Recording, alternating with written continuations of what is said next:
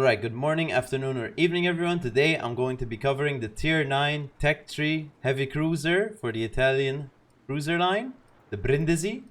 It sits at Tier 9, of course, as you can see here, IX. It's a ship right after Amalfi, and it's right before Venezia. So it's, of course, the one you have to grind to get Venezia. But anyway, this is what it looks like, of course. But this is for the series Tech Trials, where I cover Tech 3 ships from Tier 5 to Tier 9. If you have any suggestions of what ships you want to see in the next video, let me know in the comments below. But for this video, I have Brindisi. You can also suggest premium ships or Tier 10s if you want to. I will cover them in other series or playlists. It's up to you. Just let me know in the comments below what ships you want to see. And make sure you check that I haven't made a video on it already. Because I want to try to cover different ships. That's why I'm covering Brindisi today, because I've never covered Brindisi before. But anyway, I think we should start off with the armor layout for Brindisi. We have a 25mm nose here. Pretty massive, by the way. You do have an icebreaker, but it's very small and should be ignored, because it's so small that people are just going to shoot here and they're going to pen you anyway. You have a 27mm upper deck. You have a 27mm upper side here. You also have a 30mm lower deck, and you have a 30mm side as well, so you can bounce certain ships.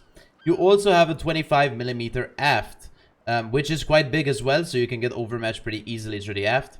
And as you can see, the citadel here, we're gonna take off all the armor. It is gigantic, and it sits above the water, and it's very easy to hit at rough angles. So at an angle like this, you can kind of get smashed. There's also cheeks, as you can see, on the back here. So do be careful when you're kited. You can get citadel pretty easily. Even from the front, you have cheeks. So you have to be really careful when you play this ship, because it is pretty much a glass cannon, to be honest. It can get smashed pretty easily, even though it's a heavy cruiser. For my commander build, I'm running the same build as I run on Venezia for randoms. I'm running Grease the Gears, Gun Feeder, Eye in the Sky, Superintendent, Survivability Expert, Concealment Expert, Adrenaline Rush, and Top Grade Gunner. For the first 10 skill points, I would take Gun Feeder, Eye in the Sky, and then you would take probably Superintendent, Concealment, and then Adrenaline Rush, and then Top Grade Gunner, then Survivability Expert, and then Grease the Gears. That's up to you though. For my equipment, I'm running Main Battery Mod 3, which is Reload Mod, Concealment System Mod 1, Prop Mod 1, Aiming System Mod 1, Engine Room Protection, and Main Armaments Mod 1. But honestly, if actually, I'm just going to replace this. I'm going to buy Spotting Aircraft Mod 1, because it actually is probably better off. Now, of course, you probably shouldn't put coal upgrades on your Tier 9 Tech 3 ship unless you intend to play it. But of course, I intend to play Brindisi quite a lot, because I've been playing it a lot recently. I've been having a lot of fun in it. So I'm going to put this on because I want to. But the main choice should be Main Armaments Mod 1, to be honest. It is probably just better off you taking that one. I'm also using Sansonetti, which means if we get a kill, we'll get extra range. And if we get Confederate, we'll get better reload, which both are actually pretty useful on the Brindisi. And if you get 100 shell hits, your consumable action time actually increases, which means you get a bigger heal, longer smoke, slightly longer DCP, and longer spotter plane. So that's pretty useful. For my camouflage, well, I'm just using the standard premium camo right now, but I just have the Halloween one turned off. And there's also this one, which is a pure Giulio Azzurro or something, Grigio Azzurro or something, gray blue or something, I don't know, or light blue, I don't know. But I prefer this one. I think the camo on the Brindisi actually looks pretty good. Honestly, I really like the Italian camos, and this one looks, I mean, it looks pretty incredible, I think. So I'm kind of happy with the camo. But I'm going to cover the ship characteristics right now. If you want to skip to the game, you totally can. I will keep the video chaptered for you guys who want to do that, and you can just skip straight to the gameplay. But for our survivability, we have 48,850 HP, 22% torpedo protection damage reduction. Main guns, we have a 17.6 second reload. We have 12 guns, 3 guns each turret, 4 turrets. Not bad. We have SAP and AP, so pretty useful overall. The secondaries are pretty useless, to be honest, so I would just ignore them. They have decent range, actually 7.3, but they don't have any pens, so it doesn't really matter. You can maybe light a fire if you're brawling, but it's unlikely. You have 17.1 kilometer range on the main guns, which is quite good for tier 9 actually. Torpedo tubes, you have 4 torps per side, 13.5 kilometer torp range, which is quite good. 56 knots of speed isn't that good, but they're quite stealthy at 1.1 kilometer detection. 13.9k damage each torp, which is, I mean, it's whatever. It's not that good. It's not dog shit. The problem with the Brindisi starts here. Depth charges, they're ship-based. So unlike other heavy cruisers, you have ship-based ASW, which means you have to drive over the submarine to actually do damage to it. And Brindisi is a hydraless cruiser, which means driving over the sub is pretty hard because you're not going to get to see the submarine too easily. A defense, it says 80, but in reality it's really bad. So ignore it. The range is really bad. Well, the A doesn't really do much on Brindisi. At least my build, because I don't build AA. I don't know with an AA build if it shoots down planes. I don't think so though. Maneuverability, Brindisi goes really fast at 38.5 knots. One of the fastest ships at the tier actually. 730 meter turning circular radius and 10.8 second rudder shift.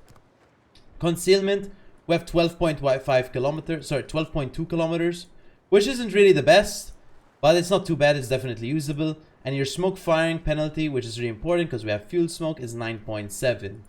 Speaking of fuel smoke, our consumables are DCP. We have a fuel smoke, and we also have spotter plane. You could use fighter plane if you wanted to. I don't recommend it, but it's up to you. And spotter plane, which I'm going to be using, of course, because we want more range. We also have a heal, which is pretty nice, of course. It's pretty important for a tier 9 cruiser to have a heal. GG. But I think we should get into the game in Brindisi. Alright, so here we are on Warrior's Path in the Brindisi. I'm gonna go C, because I spawned here. Now, I know a lot of you guys spawn on C, for example, and you decide, oh, I want to go A. But honestly, guys, that's really bad as an idea, because you kind of want to play the flank you're on, even if it looks miserable or it's unplayable. Because if you just abandon your flank, your team's just going to lose that flank guaranteed. And then you lose the game most of the time. So just keep that in mind, because I know there's some of you guys who leave the flank instantly. For example, my real life friend started playing the game recently, and he told me in real life, he said, bro, I have a strat. I'm like, what's your strat? He's like, I spawn C, but I go A. And I'm like, why? He's like, so I can stack one side so I win. I'm like, no, don't do that. That's really bad. Because you're abandoning the flank, and you're gonna guaranteed lose the one flank, and you're not guaranteed gonna win the other flank. And he's like, oh, okay. So just keep that in mind, guys, because I know this is the thought process of some of you guys as well. My friend told me he's new to the game. That's his thought process. So keep that in mind. Don't leave the flank you spawn on unless absolutely necessary, okay? But anyway, so we're going down to C-cap. We can, I guess, skip to see some actual gameplay. Alright, so I'm spotted pretty early, actually. Which means I should take a smoke. But I'm not going to take it right now because it's just an Akatsuki spotting me. Nothing too risky. But there is Sap, whatever it is. It's Zara. We could take a smoke. The thing is, I want to play super aggressive early on here. We take a smoke and turn out. Should be pretty good, honestly. We might take a bit of damage. But I do want to play a bit more aggressive because I want to get in range of the Nagato without using spotter plane at the start of the game, if possible. I think it's possible. I mean, look how aggressive we are already. Could be pretty possible. We might take one torp, but it shouldn't kill us. We shouldn't panic. 12k damage. It is what it is. Pushing up very aggressively. I wish our Gaja actually comes into the cam.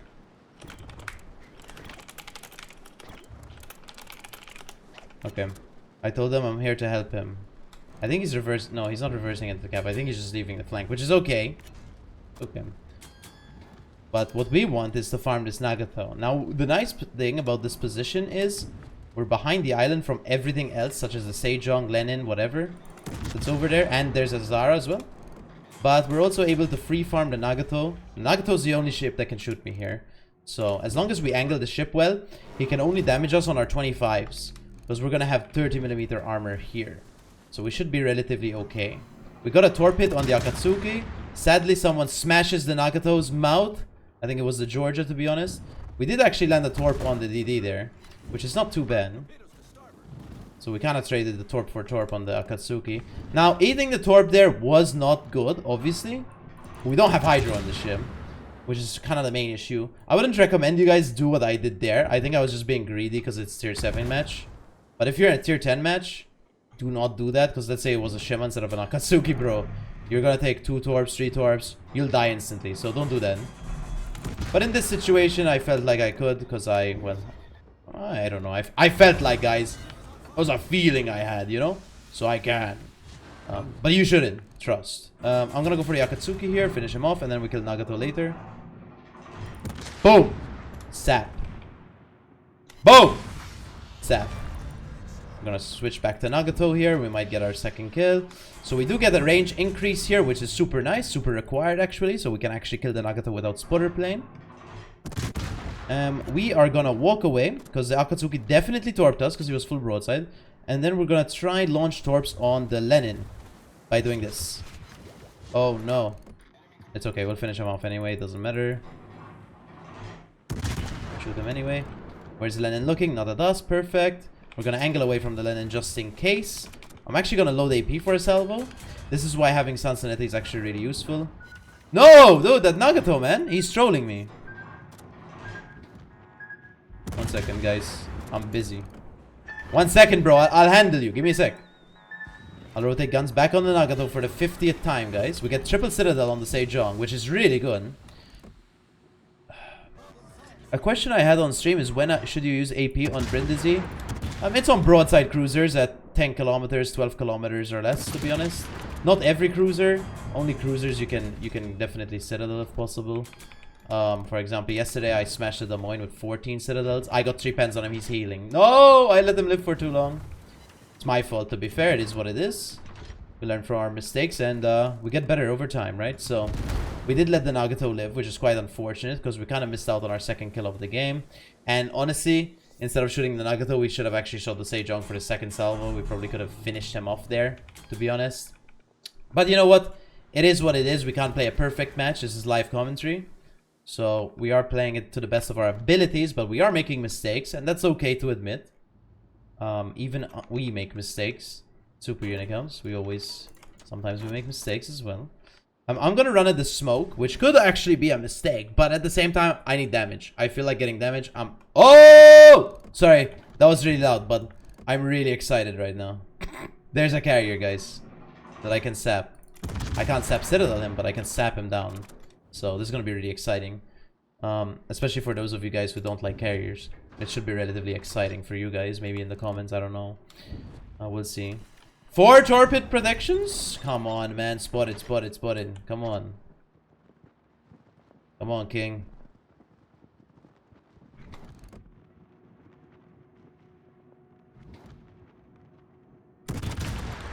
Gonna load AP here after this salvo. We should have loaded AP earlier, to be honest, but I wanted a quick salvo. We get 10k there, which is really good. Sejong, either is AFK or he's launching torps. He's launching torps at Georgia. I hope he doesn't launch torps at me, guys, because I don't feel like eating torps. I'm gonna switch to SAP again. We're gonna go for the carrier shots here. Please, Sejong, not me. Please. I hope he didn't torp me because I would die of ligma. Please. We don't have Hydro, so I can't tell. He torped the Georgia again, which is really nice. Oh, Zara torps on me, though. That's okay. It's all good. I'm gonna go for the carrier here, because I don't value the Zara as much as the carrier right now. Carrier can do way more damage long term. Even though he's kind of aggressive, super aggressive here. I want to eliminate him if possible, because I don't think the Zara is gonna do as much damage as the carrier is to our team in general. Overall, so kind of useful getting the carrier out. Someone Citadel him, perfect. I get the kill shot on him. I'm gonna switch to Nagato, maybe? We could. Yeah, we could. I have to. Kill the carrier. We're gonna try get the Nagato now, if possible. But if we can't, we're gonna cross the map and try to get this blob of damage. If possible. Always if possible, guys. If it's not possible, we won't do it. Georgia, turn to A. Please. Okay, thank you. Because I don't want to get rammed. Like, we don't need to chase him down to the actual border, guys. We just have to shoot him from here. We have enough range. Now, in terms of our aim, is it good enough to hit him? Well, that's a different question, I guess. I don't know. We'll see. We'll try our best. Hit him for a bit, 3.4. George hit him as well, overmatch. He kills him. Please don't kill me. He citadelled me there. So obviously I could have angled, but I was greedy and didn't feel like turning south. That's on me. So, but that's a good showcase of the ship Citadel. It's very easy to hit if you show any slight broadside. Even cruisers can smash you really easily.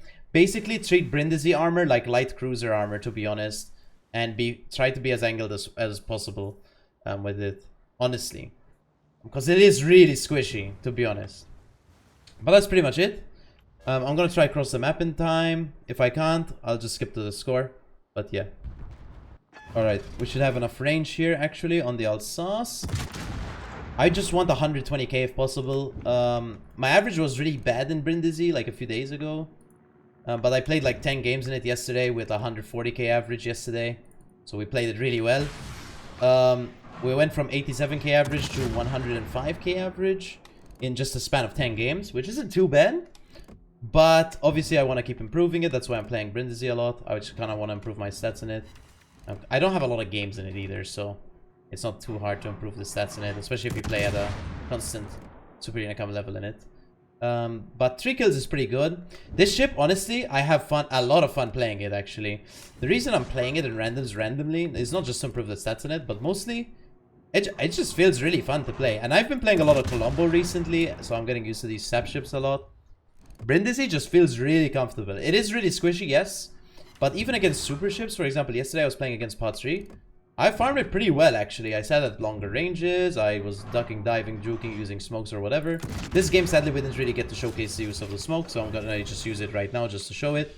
But as you can see, that's how the smoke works. You press T, and the smoke moves with you the entire time. Just remember your 9.7 smoke shooting, which means when we shoot, when we're at 9.7 here, we're gonna get spotted inside the smoke.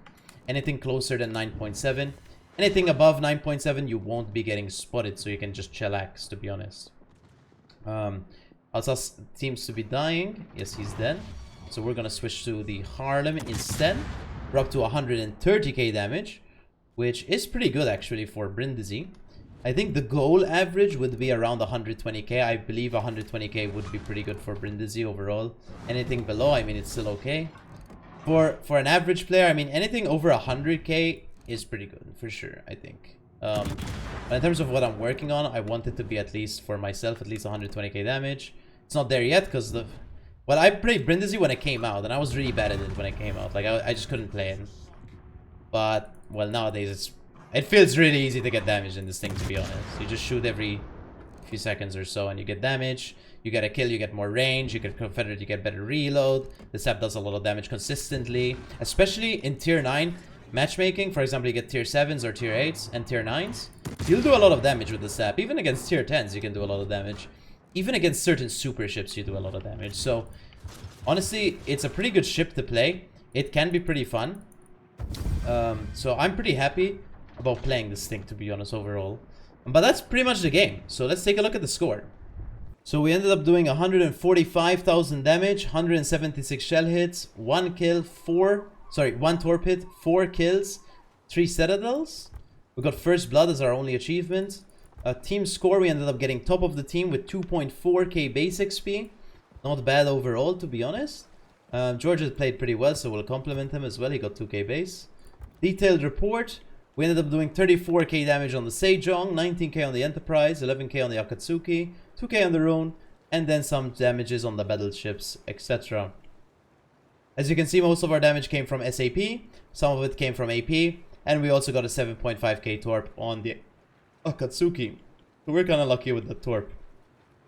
We received 56k damage, but we lived, of course. We have more HP to use if possible, if we wanted to, but we didn't need to. For my commander build, once again, gun feeder, grease the gears, eye in the sky, superintendent, survivability expert, concealment expert, adrenaline rush, and top grade gunner. For equipment, I'm running main battery mod 3, concealment system mod 1, prop mod 1, aiming system mod 1, engine room protection, and spotting aircraft mod 1. And that's pretty much the Brindisi. I will show you my statistics in it, of course. Like I said 2 days ago, I was at like 87k average and I played 10 games extra in it. And now it's sitting at, I don't know, we'll have to check because I actually have no idea right now. Let's scroll down and find it. Uh-oh, this is the hardest part of the video. Okay, we have 107k average damage in it, which isn't too good to be honest, but we're improving it, so it's getting better slowly. 79% win rate though over 19 games, which is pretty good actually for the Brindisi. I won like 10 games in a row yesterday in it. I could not lose with it yesterday. That's why our win rate's so high. I won like 10 games in a row. So it's pretty good. Win rate. Damage, I'm improving it. It's getting better.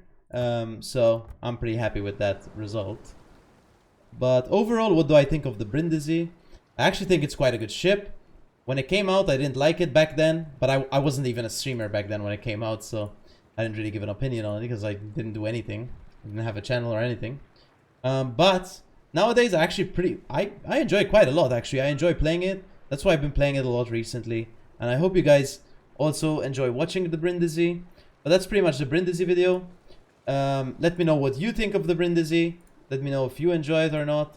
And let me know also what you think of the video. If you enjoyed the video or not. Help me out guys with a like or a sub or a comment. Maybe a share on the video. Everything really helps the channel out a lot. So thank you so much. And I will see you in the next video. If you want, by the way, there's the link to the Twitch channel in the comments below. I've been streaming every day, 5 hours a day. So if you want to join me, link in the description. Follow the Twitch. It's free to follow. If you want, there's also an Instagram link. I post on Instagram sometimes. I'd appreciate a follow. That's pretty much it. You can also join the Discord if you want, but that's up to you. I will see you in the next video, guys, and big fan.